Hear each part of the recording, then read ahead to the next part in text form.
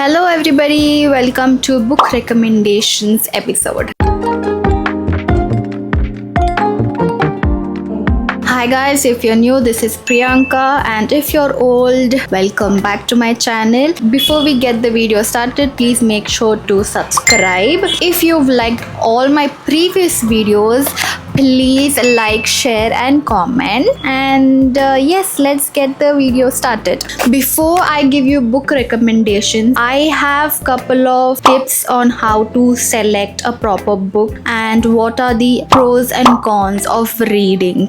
I've also made a note so that I can tell you guys what worked for me and why I liked it and why it is important. The first tip is maybe start reading, tiny small books and don't jump off right away with like fat ass book, right? Like a thick book. I would suggest that start with something small so that you finish it fast and not feel like it took you long enough to finish a book at the beginning, because it might seem like a pressure or you might get bored. So I would say keep the length of the book short. And then the second tip is read every genre. It can be fiction, non-fiction, self-help books, or murder mystery, or rom-com, history, geography, autobiography. Basically what I'm trying to say is explore and find out what genre really stuck in your head and what made you feel like getting attracted to that book, and then make a note of everything and you found the genre. Finding the right genre of books is very, very important if you want to start reading. The third tip is, if you want reading to become a habit, read every day at least for 10 minutes. 10 minutes is it quickly goes like that, right? It can be while having breakfast, it can be before going to sleep. By the way, that helps you go to sleep faster. Like reading, it's scientifically proven that reading before going to bed helps you fall asleep faster. I don't take my cell phone when I go to the washroom to freshen up. I rather have something productive or something knowledgeable rather than scrolling my phone. So I read during the morning freshen up session. So that's another thing that I do, and I hope that gives you an idea how to read books to make that into a habit. I write down whatever I've read in a book. I have like a page on Notion that is specifically designated to all the conclusions or whatever I've read. I type it down and keep it. So for the example is, I read Atomic Habits. It has a lot of advices and how to do things, and how can you do better things, or how to convert a bad habit into a good habit, or how to create a new habit. There are so many different, tricks and tips and advices. So whatever I read, whatever felt like I would use in the future, or it might help me create a new habit, I wrote it down. Whenever I wrote it down, it stuck in my head for a very long time. So that's another tip that I want to share with you guys. And the fourth tip is, it might not be the same for everyone, but I would feel like I would choose a physical copy of a book rather than reading on Kindle or what is that called, soft copy for me, because I like the feel of holding an actual book, an actual physical book. I like the smell of the book, and I like that aesthetics of flipping the page and holding and reading. I just feel like that's more realistic to me. We use phone 24/7, right? And it also hurt our eyes, and the screen time is higher. So why would you strain your eyes more, right? You can give your eyes a little break and then open a hard copy of a book and read. So that's the thing I wanted to put it out there. The next tip is, I think I've already mentioned it earlier, like for example, reading before sleeping or reading during breakfast, etc. This is actually inspired from the Atomic Habits. It's called the habit stacking. If you want to make reading a habit, you have to stack it to a older habit. For example, breakfast is a habit. Like most of the humans have breakfast, and like only less people skip breakfast, but breakfast is very important, guys, so don't skip it. So instead of using phone or watching movie or a series during eating, read. You can read and eat. You can multitask. It's not like a very huge task that cannot be done, you can multitask, and that's also called a habit stacking. So eating is an old habit, right? And reading, you stack it, a new habit to an old habit. So that's the trick and the tip. Maybe try. Actually worked for me, so it might help you as well. And the last tip is, if you want to focus better during reading, a lot of people actually play music in the background. For me is instrumental or frequency music. I play it on my iPad and then I read. It gets me so focused. Like, see, I can focus like a normal person, but I do get distracted because I am a human being, right? So, but to break that distraction, I play music in the background at a very low volume. And I don't know about songs with lyrics. I don't know how that works. You might get distracted. I might get distracted. So I've never tried it. But for me, frequency or instrumental music works. It gets me hooked up to the book. It gets me so focused. I'm so deep into the reading.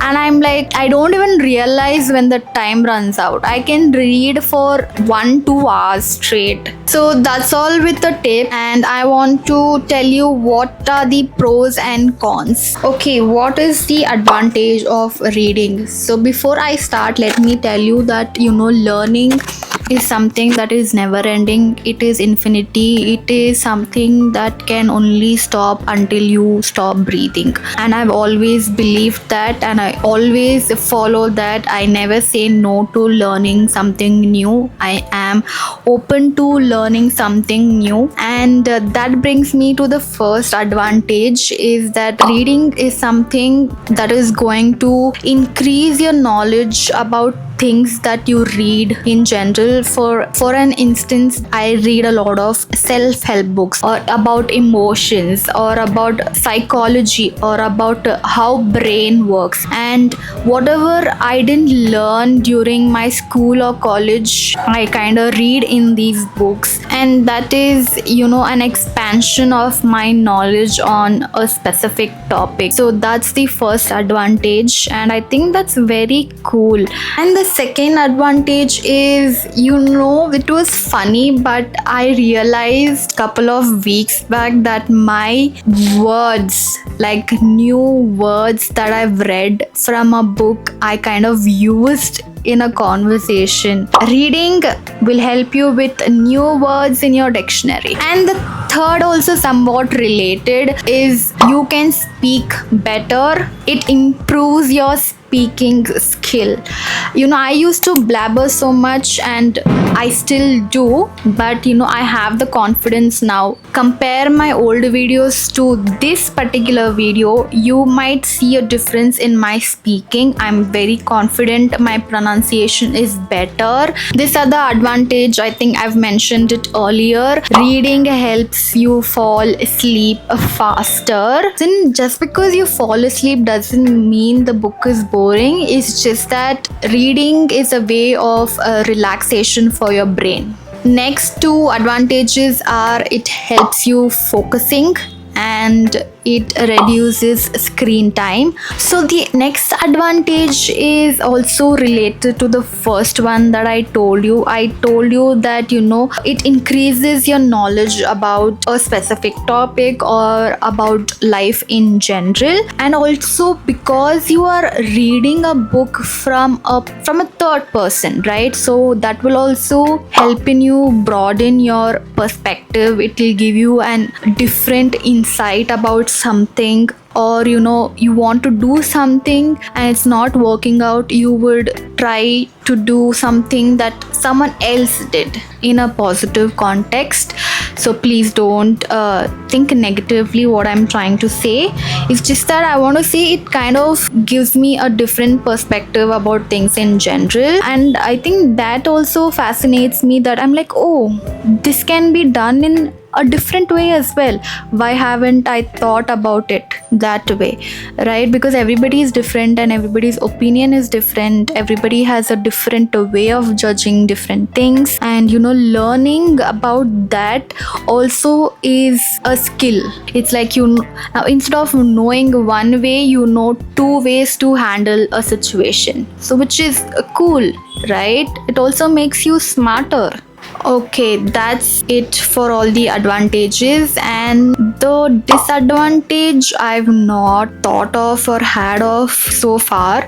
But the only thing I would say, falling asleep, if that is considered as disadvantage. But overall, I feel like the pros are higher than the cons of reading. Reading is a very good habit, giving you the reasons, and I've also given you some tips how to make reading a habit and how can you start reading. I hope you execute all these in your life and give it a try. There's no harm in actually trying before you know whether you like it or not, and then take a decision. Now let's move on to book recommendations. My first book recommendation, it's called The 7 Husbands of Evelyn Hugo. What did I learn from that book is she's a person who would do whatever it takes to get what she wants. She realizes that at the end of the day, it's the family that is important. She also encourages to people not to make mistakes, not on purpose.